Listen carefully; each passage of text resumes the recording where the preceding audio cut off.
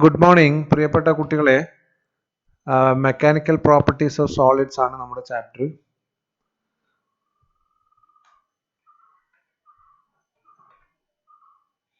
അത് ഇൻട്രൊഡക്ഷൻ ആണ്, കുറച്ച് കാര്യങ്ങൾ കാണുന്നത്. Solids behave in two different manner on applying an external force. അവിടെ ഒരു ഫോഴ്സ് കൊടുത്തപ്പോൾ അതങ്ങ് വളഞ്ഞുപോയി. രണ്ടാമത്തേൽ നമ്മൾ ഫോഴ്സ് കൊടുത്തപ്പോൾ റിമൂവ് ചെയ്യുമ്പോൾ തിരിച്ചു വരുന്നു. ഒന്നാമത്തേൽ തിരിച്ചു വരില്ല. അപ്പോൾ ഇതിൽ നിന്ന് രണ്ട് തരത്തിലുള്ള മെറ്റീരിയൽ ഉണ്ടെന്ന് നമ്മൾ മനസ്സിലാക്കുകയാണ്.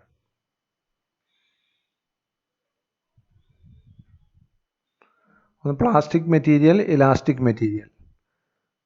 പ്ലാസ്റ്റിക് എന്ന് പറഞ്ഞു കഴിഞ്ഞാൽ bodies which deform permanently on the removal of the force. അതിൽ കോളത്തിൽ അങ്ങോട്ട് ഇവിടെ മാറിപ്പോയിട്ടുണ്ട്. This property is called plasticity. Example putty, mud, wax etcetera. എന്നാൽ ഇലാസ്റ്റിക് ആകുമ്പോൾ bodies which regain their original size on the removal of the deforming force. This property is called elasticity. നമുക്ക് അറിയുന്നതാണ്. Steel ഒക്കെ അതിനൊരു എക്സാമ്പിളാണ്.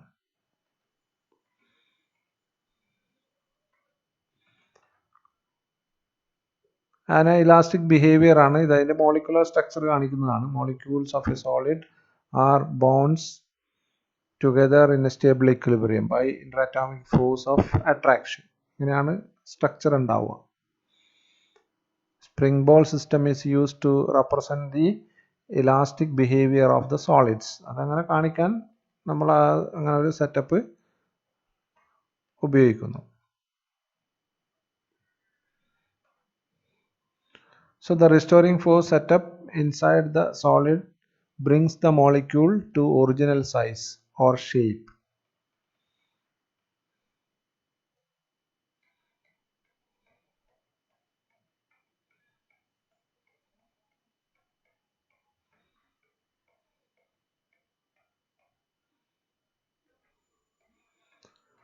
ഇനി അടുത്ത സെഷൻ വരുന്നത് സ്ട്രെസ് ആൻഡ് സ്ട്രെയിൻ ആണ്. അപ്പം നേരത്തെ കണ്ട പോലെ തന്നെ ഒരു ബോഡി വെച്ചു, അതിനൊരു എന്താ കൊടുക്കുക, ഒരു വെയിറ്റ് ഇട്ടു. As deforming force increases, the restoring force setting up inside the body also increases. അപ്പോൾ അത് കൊടുക്കുമ്പോൾ അതിൻ്റെ ഉള്ളിൽ ഉണ്ടാകുന്ന restoring force to restore its original position. അങ്ങനെ ഉണ്ടാകുന്ന സ്പ്രിങ്ങിൻ്റെ ഉള്ളിൽ ഉണ്ടാകുന്ന ഫോഴ്സ്, അതാണ് restoring force. Robert Hooke first observed that elongation proportional to the body is proportional to the applied force. അപ്പോൾ ഡിഫോമിംഗ് ഫോഴ്സും റീസ്റ്റോറിംഗ് ഫോഴ്സും ഒരു പൊസിഷനിൽ ഈക്വൽ ആവും. ആ സ്പ്രിങ്ങിൽ കല്ല് വെക്കുമ്പോൾ താഴോട്ടേക്കുള്ള ഫോഴ്സ് ഉണ്ട്, മുകളിലോട്ടേക്കുള്ള ഫോഴ്സും ഉണ്ട്. റീസ്റ്റോറിംഗ് ഫോഴ്സ് മുകളിലോട്ടേക്ക് വരുന്നു. The restoring force per unit area is called stress. അപ്പോൾ സ്ട്രെസ് എന്ന് പറഞ്ഞാൽ restoring force per area, force per area. അതിൻ്റെ യൂണിറ്റ് വരിക ഫോഴ്സിൻ്റെ ന്യൂട്ടൺ, ഏരിയൻ്റെ മീറ്റർ സ്ക്വയർ. അപ്പോൾ ന്യൂട്ടൺ മീറ്റർ റേസ് ടു -2 അല്ലെങ്കിൽ പാസ്കൽ എന്നും പറയും. ഡയമെൻഷൻ നമുക്ക് കൊടുക്കാൻ അറിയാലോ. ഫോഴ്സിൻ്റെ കൊടുക്കുക, ഏരിയൻ്റെ കൊടുക്കുക. അപ്പോൾ ml raised to -1 t raised to -2 mlt raised to -2 divided by l square ആയിരിക്കും. Okay.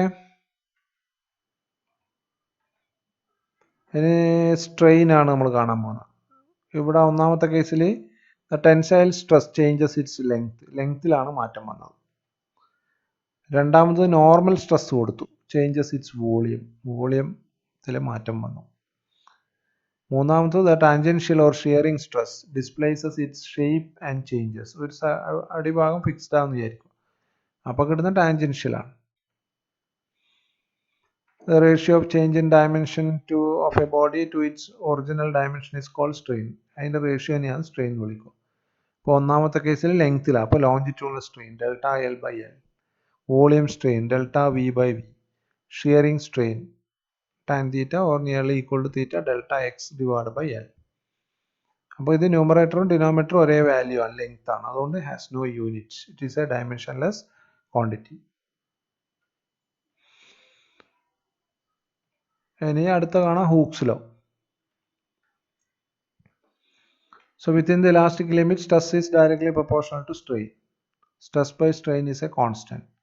This constant is called modulus of elasticity. അതിന് യൂണിറ്റെല്ലാം കൊടുക്കാം, അതെല്ലാം അവിടെ ഉണ്ട്. ന്യൂട്ടൺ മീറ്റർ റേസ് ടു -2, കാരണം സ്ട്രെയിനിന് യൂണിറ്റ് ഇല്ല. ഹൂക്സ് ലോ എന്നാണ് പറയുന്നത്. 2 മാർക്കിൻ്റെ ചോദ്യമായിട്ട് ഇത് വരാറുണ്ട്. അതിനടുത്ത് സ്ട്രെസ് സ്ട്രെയിൻ കർവ് ആണ്. Stress strain curve, stress versus strain curve. അപ്പോൾ അതിന് ഡിഫോമിംഗ് ഫോഴ്സ് ഇങ്ങനെ അപ്ലൈ ചെയ്തുകൊണ്ടിരിക്കുകയാണ്. അപ്പം തന്നെ ആ ഗ്രാഫിനുള്ള വ്യത്യാസം കാണാം. അതിനകത്ത് കുറച്ച് ഫോഴ്സ് ആഡ് ചെയ്യുന്നതിനനുസരിച്ച് കുറേ ഭാഗം വരെ directly proportional. A B C D E F എന്നൊക്കെ പറയുന്ന ഈ വരെയുള്ള പോയിന്റുകൾ അവിടെ മാർക്ക് ചെയ്തു. എ എന്ന് പറയുന്നത് proportional limit, B is A yield point, 0 to O to A എന്ന് പറയുന്നത് elastic behaviour, B to D എന്ന് പറയുന്നത് പ്ലാസ്റ്റിക് ബിഹേവിയർ, ഡി എന്ന് പറയുന്നത് ടെൻസൈൽ സ്ട്രെങ്ത് എന്ന് പറയാം, E is the fracture point. അവിടെ വെച്ച് അത് പൊട്ടിപ്പോകും. അതിൻ്റെ റീജിയൻ ആണ് അവിടെ മാർക്ക് ചെയ്തിരിക്കുന്നത്. Show elastic behaviour O A. So within the elastic limit, proportional limit A വരെ. അപ്പോൾ ബിയുടെ പോയിന്റ് എന്താണെന്ന് അവിടെ എഴുതിയിട്ടുണ്ട്. ഡി എന്താണ്, ഇ എന്താണ് കൊണ്ട് ഉദ്ദേശിക്കുന്നുള്ളത് ഇവിടെ എഴുതിയിട്ടുണ്ട്. അപ്പോൾ Hooke's law within the elastic limit ആണ് അപ്ലൈ ചെയ്യുന്നത്. Stress is directly proportional to strain. എന്നാൽ മറ്റൊരു ഉദാഹരണമാണ് ഇത്. അങ്ങനെ ഇമ്പോർട്ടൻ്റ് അല്ല. ഗ്ലാസ് എല്ലാം ആകുമ്പോൾ അതങ്ങ് പൊട്ടിപ്പോകും. അപ്പോൾ അതിൻ്റെ ഒരു ഗ്രാഫിൻ്റെ ഷേപ്പ്. പിന്നെ ഗോൾഡിൻ്റെ കേസിൽ വേറൊരു ഷേപ്പ്. അതങ്ങനെ ഷേപ്പ് കാണിക്കാൻ വേണ്ടി നിങ്ങൾക്ക് ഒരു എക്സാമ്പിൾ ആയിട്ട് തന്നതേ ഉള്ളൂ. പിന്നെ റബ്ബറിൻ്റെ കേസിൽ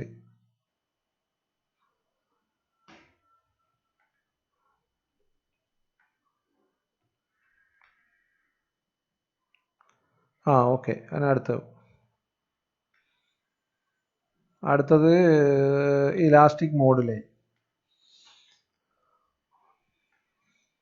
ഇപ്പോൾ stress by strain is a constant എന്ന് നമ്മൾ കണ്ടത് ഹൂക്സ് ലോ. അത് 3 തരത്തിലുണ്ട്. ഒന്ന് Young's modulus, bulk modulus, rigidity modulus or shear modulus. ഒന്നാമത്തെ കാണാം, യങ്സ് മോഡുലസ്.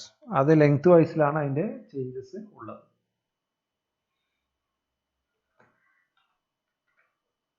അതിൻ്റെ ഫോർമുലയാണ് സ്ക്രീനിൽ വരുന്നത്. ഇപ്പോൾ longitudinal stress F by A, longitudinal strain delta L by L, അവ തമ്മിലുള്ള റേഷ്യോ, അതിനെയാണ് യങ്സ് മോഡുലസ് എന്ന് വിളിക്കുക. F L by A L. പരീക്ഷയ്ക്ക് വരുവേ ഒരു എസ് എ ക്വസ്റ്റ്യൻ പോലെ വരും. എഫ് എന്ന് പറഞ്ഞാൽ എം ജി ആണ്, എൽ ഡിവൈഡ് ബൈ എ എന്ന് പറഞ്ഞാൽ area by R square delta L. അങ്ങനെയൊക്കെയാണ് ഫോർമുല ഇട്ടത്. ഇതാണ് യങ്സ് മോഡുലസുമായി ബന്ധപ്പെട്ട് പഠിക്കാനുള്ളത്. ഇനി ബൾക്ക് മോഡുലസിലേക്ക് വരുന്നു.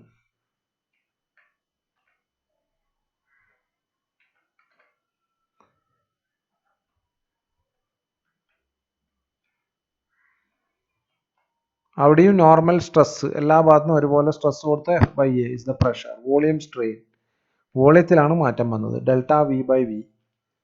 Bulk modulus minus P divide by delta V by V.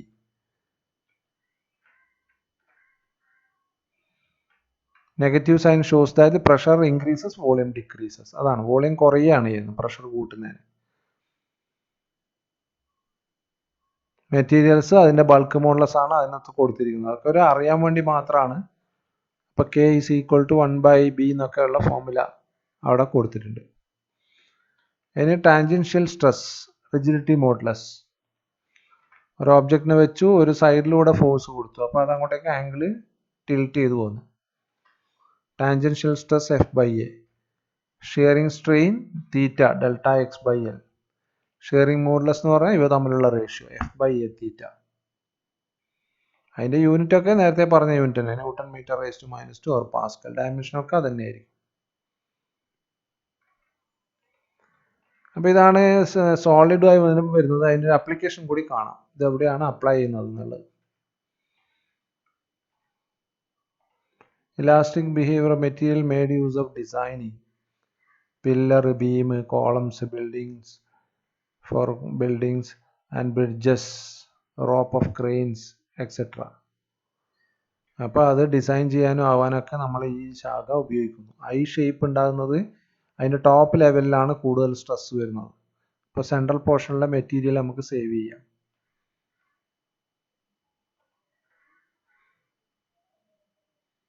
So I-shaped girders can withstand more loads than round-edged pillars and hence reducing buckling. അത് മുമ്പ് ചോദിച്ചിട്ടുണ്ട് എന്തുകൊണ്ടാണെന്നുള്ളത്. അപ്പോൾ ഇത്രയും ആയിക്കഴിഞ്ഞാൽ എന്തായി, നമ്മൾ ആദ്യത്തെ സോളിഡ്സ് എന്ന് പറയുന്ന സെക്ഷനായി. ഓക്കെ, ഇതിൽ പ്രധാനപ്പെട്ടത് ആ മോഡുലസ്, പിന്നെ സ്ട്രെസ്, ഹൂക്സ് ലോ, ഇത്രയും കാര്യങ്ങൾ മനസ്സിലായിട്ടുണ്ടാവും എന്ന് വിചാരിക്കുന്നു. അതിന് നമുക്ക് അടുത്ത വീഡിയോയിൽ കാണാം.